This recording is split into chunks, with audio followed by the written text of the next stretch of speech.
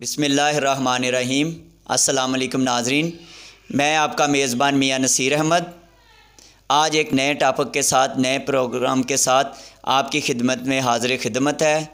जैसा कि आपको मालूम है कि हमारे साथ शरीके गुफ्तगू होते हैं वो किसी तारफ़ के मोहताज नहीं, मशहूर सोशल वर्कर मियां जमील साहब। आज हम बात करेंगे पाकिस्तान की मआशत के बारे में। पाकिस्तान की मआशत क्या है और पाकिस्तान मुश्किल हालात में अपनी मआशत को किस तरह जो है स्टेबल रख सकता है। तो मेरा सबसे पहला सवाल है मियां जमील साहब आपसे कि अब जो क्राइसिस आए हैं मुल्क पर, जो आने वाले वक्त में क्राइसिस जो है वो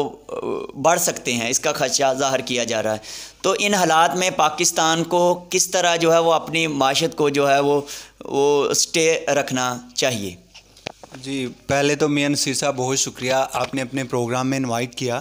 तो मैं बार बार इकॉनमी के हवाले से यही बात करता हूँ कि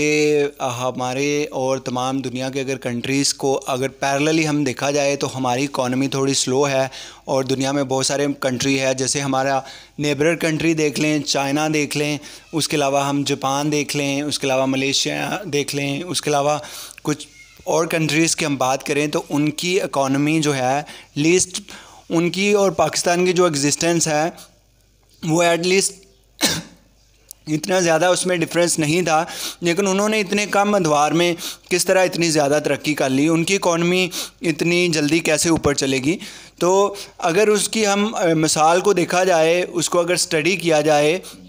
और उसके ऊपर अगर बात की जाए तो पाकिस्तान की इकॉनमी क्यों करीब आ रही है, क्योंकि यहाँ पे जो घरेलू संत हैं उसको तरक्की नहीं की गई, जिसको हम आसान अल्फाज में बोलते हैं स्मॉल मीडियम इंटरप्राइज़। हमारे पाकिस्तान में स्मॉल मीडियम इंटरप्राइज़ बहुत कम है। इस वजह से जो कम तबके के लोग हैं उन्हें रोज़गार ही नहीं मिल रहा। बेरोज़गारी की सबसे बड़ी वजह ये भी होती है कि स्मॉल मीडियम इंडस्ट्री की आपके कंट्री के अंदर एग्जिस्टेंस नहीं है, क्योंकि ये स्मॉल इंडस्ट्री ही मिलके आपकी इकॉनमी को बूम देती हैं, आपकी इकॉनमी को एक बेंचमार्क देती हैं कि आपकी इकॉनमी फ्लोरिश करे, आपकी इकॉनमी बढ़े। और इकॉनमी किस तरह बढ़ेगी? जब आपकी एक्सपोर्ट बढ़ेगी, जब आप तमाम चीज़ें अपने होम कंट्री के अंदर, अपने घरों के अंदर बनाएंगे और उसको इंटरनेशनल मार्केट तक आप सेल करेंगे, तो डेफिनेटली उसमें जो फॉरेन रिज़र्व आएगा उससे आपकी एक तो करेंसी स्टेबल होगी, आपका पर कैपिटा इनकम बढ़ेगा और आपका जीडीपी बढ़ेगा, जो कि ग्रोथ डोमेस्टिक प्रोडक्ट है या ग्रोस नेशनल प्रोडक्ट है, ये इससे बढ़ेगी। तो छोटी इंडस्ट्री किस तरह हो सकती हैं? जैसा कि अभी देखिए रिसेंटली हमारे पास ये वबा का क्राइसिस आया है, तो इस तरह के क्राइसिस से निपटने के लिए हमने क्या सर्वाइवल रखा था? हमारे पास बहुत बड़े बड़े इकोनॉमिस्ट हैं, बट अनफॉर्चुनेटली इन चीज़ों के ऊपर शायद ज़्यादा जोर नहीं दिया जाता। एक अमीर और गरीब के बिटवीन एक डिफरेंसेस है वो बढ़ता जा रहा है, बिकॉज़ क्योंकि स्मॉल मीडियम इंडस्ट्री है नहीं है। बड़ी बड़ी जो इंडस्ट्रीज हैं वो और बड़े हुए जा रहे हैं, बहुत बड़े बड़े बिजनेस पर्सन हैं वो और बड़े हो जा रहे हैं, और जो गरीब पर्सन है वो नीचे से नीचे जाता जा रहा है। तो इस डिफरेंस की वजह से माशरे के अंदर इस्तिकामत नहीं है, स्टेबिलिटी नहीं है, इन्फ्लेशन रेट आपका स्टेबल नहीं होता, जीडीपी आपकी जो है वो इतनी फ्लक्चुएट करती है कि कभी बहुत ज़्यादा नीचे आ जाती है और कभी वो ऑप्टिमल लेवल हम शायद गेन ही नहीं कर पाते। तो सॉरी मियां साहब, यहाँ पे मैं आपको इंटरप्ट करना चाहूँगा कि इसमें डॉलर का क्या किरदार है। देखें ना, जब पाकिस्तान बना था, पाकिस्तान हुआ तो उस वक्त जो है वो एक जो डॉलर है पाकिस्तान के 3 रुपए के बराबर था, और आज देख लें तकरीबन 169-70 के करीब जो है पहुंच गया। तो इसमें कोई डॉलर का भी कोई किरदार है? जी बिल्कुल मियां नसीर साहब, अगर 1947 की बात करें तो उस वक्त जो $1 था वो अप्रॉक्सीमेटली 3 रुपए के इक्वल था, और हमने अपने बुज़ुर्गों से सुना है कि उस वक्त जैसा कि 5 पैसा, 10 पैसा, 50 पैसा इसकी अगर वो चीज़ परचेज़ करते तो वो बहुत ज़्यादा होती थी। जिसके पास 100 रुपये या 200 रुपये होता था तो उसकी बहुत ज़्यादा वर्थ होती थी,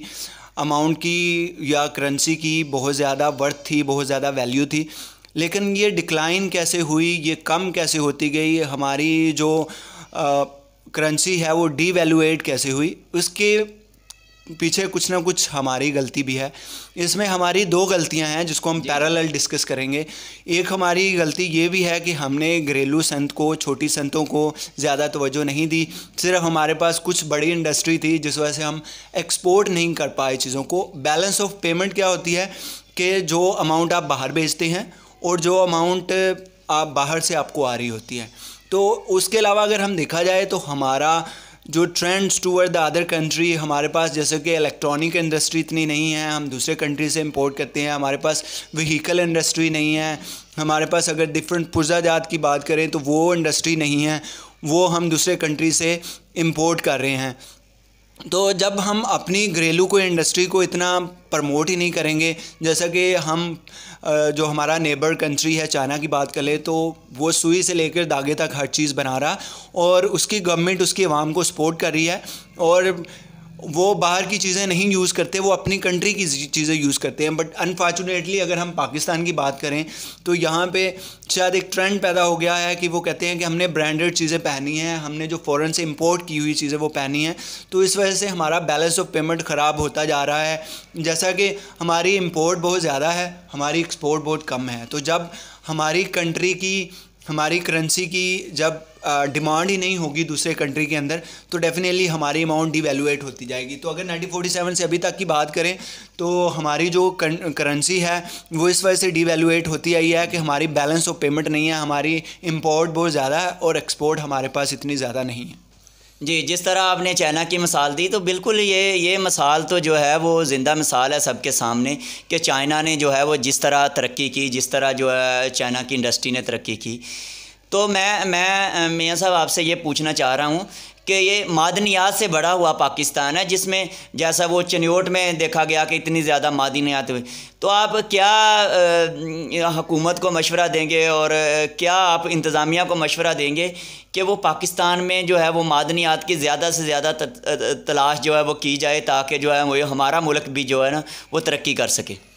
जी बिल्कुल, अगर हम बात करें तो जो मुल्क अज़ीम है पाकिस्तान, ये मादनियात की दौलत से माला माल है। इस तरह की हमारे पास मादनियात है कि अगर हम उसको एक्सप्लोर करें, अगर हम उसको डिस्कवर करें तो हम भी जो हमारे नेबर कंट्री है जैसे कि सऊदी अरेबिया है, दुबई है या बाकी कंट्री की तरह कर सकते हैं। स्पेशली अगर बलूचिस्तान की बात करें तो वहाँ पे हमारे पास गैस वाफर मकदार में है, हमारे पास कोयला वाफर मकदार में है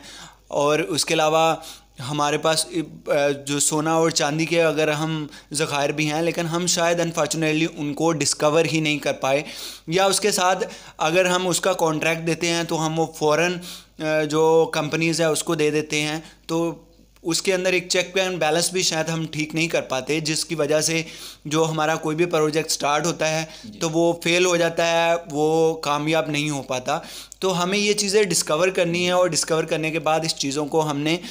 एक्सपोर्ट करना है इंटरनेशनल मार्केट तक, ताकि हमारी करेंसी की वैल्यूएशन बढ़े, हमारी करेंसी की डिमांड बढ़े और अल्टीमेटली हमारी जीडीपी और पर कैपिटा इनकम की वजह से एक बैलेंस ऑफ पेमेंट हो, हमारा डेफिसिट ना आए और उसके साथ साथ जो लोगों का मेयार ज़िंदगी है वो बुलंद हो। जी बिल्कुल, जैसा आपने कहा कि आवाम की मेयार ज़िंदगी बेहतर होगी, आवाम का पहिया चलेगा तो माशत का पहिया चलेगा। तो यहाँ पर मैं आपसे जो है वो बड़ा ज़रूरी और जो है वो क्वेश्चन करना चाहूँगा कि कर्ज़ों का जो है, जो पाकिस्तान के कर्ज़ों का हजम जो है वो मसलसल बढ़ता जा रहा है। तो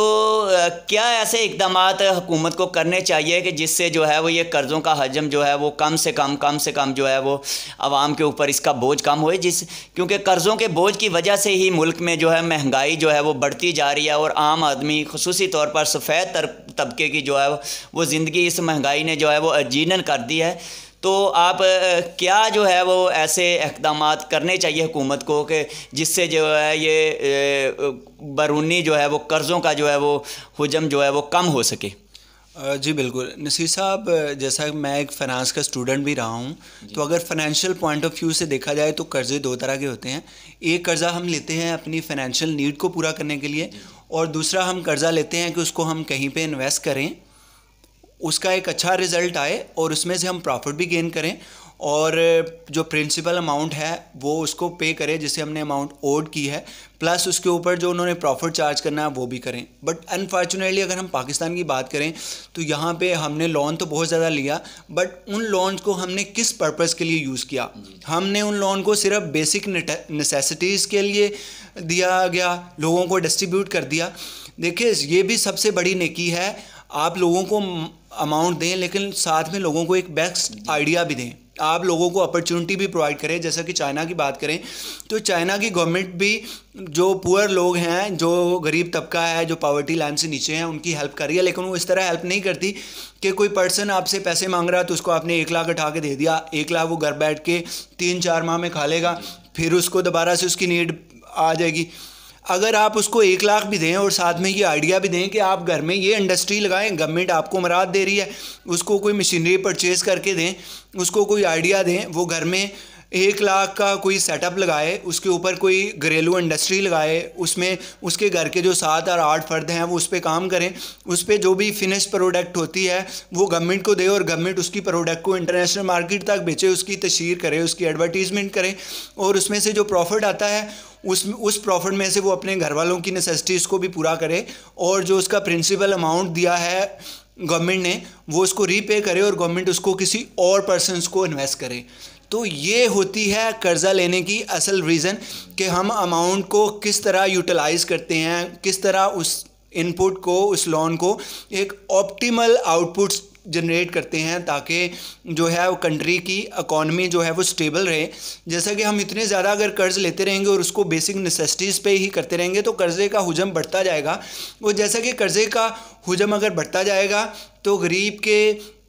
सर पे इसका बोझ ज़्यादा पड़ेगा, क्योंकि अमीर को इससे फ़र्क नहीं पड़ता। अमीर के ऊपर अगर 10,000 हो, 10 लाख हो या 10 करोड़ हो, शायद उसको इतना फ़र्क नहीं पड़ता, लेकिन जब इन्फ्लेशन रेट बढ़ता है तो अल्टीमेटली उसका इम्पैक्ट या इन्फ्लुएंस किसके ऊपर होता है? गरीब पर्सन के ऊपर, क्योंकि गरीब को जब चीज़ें महंगी मिलेगी, उसकी अर्निंग अगर 10,000 और एक्सपेंसेस उसके 20,000 हैं तो वो लोगों से कर्ज़ लेता जाएगा और कर्ज़े का बोझ उसके ऊपर भी पड़ेगा, जिसकी वजह से सर्वाइवल ज़रा थोड़ा मुश्किल हो जाएगा। जी, जैसा कि आपने बहुत प्यारी प्यारी मियाँ जमील अहमद साहब की बातें सुनी कि उनका कहना है, उनका यही कहना है, यही मुल्क के हुक्मरानों को ये मशवरा है उनका कि घरेलू इंडस्ट्री को जिस तरह चाइना में जो घरों में छोटी छोटी इंडस्ट्री को प्रमोट किया गया है, इसी तरह पाकिस्तान में जो है छोटी सनत को, घरेलू सनत को, समाल सनत को जो है वो तरक्की दी जाए, इसकी तरफ तवज्जो दिया है, बजाय कि हम दूसरे मुल्कों से जो है वो भीख मांगते फिरें या कर्ज़ा लेते रहें। तो उससे ज़रूरी है कि हम जो है बजाय लोगों को इस तरह छोटे छोटे कर्ज़े दे के छोटी इंडस्ट्री जो है वो उसको बहाल किया जाए। तो बहुत प्यारी प्यारी आपने ये बातें सुनी मियाँ जमील अहमद साहब की, हम शुक्रगुज़ार हैं उनका कि उन्होंने अपने कीमती वक्त में से हमें टाइम निकाला। नेक्स्ट प्रोग्राम तक के लिए अपने मेज़बान मियाँ नसीर अहमद साहब को इजाज़त दीजिए। अपना बहुत सारा ख्याल रखिएगा। अल्लाह निगहबान।